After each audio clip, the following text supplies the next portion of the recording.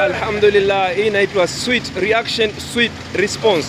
Mombasa County ndio hawa, they have come to our rescue. Tumekuwa tumefungiwa mlango na hii gari leo, tumeshindwa kutoka. Nimekaa hapa for quite some time, mwenyewe hatumuoni na hatujui yuko wapi. Luckily enough, I called the county government of Mombasa, emergency department ya parking. Ndio hiyo, it's revenue enhancing to county. This is citizen arrest. Asante sana boss.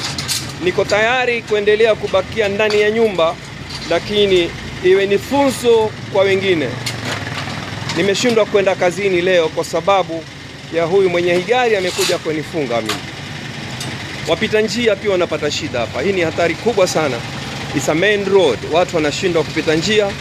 Ameamua kuweka gari yake hapa na kuondoka. Tumejaribu kumtafuta, tumeshindwa. Thank you very much Mombasa County kwa kazi yenu mzuri. Naam, kama mnavyoona hali ndio hiyo. Wamekuja wakurugenzi wa baraza wa county ya government na sasa pesa zimeingia. Lazima nipate kitu kidogo hapa mimi. Nimefanyia kampeni karibu shilingi 5,000 hizi. Asanteni sana. Naomba hii iwe ni funzo kwa wengine.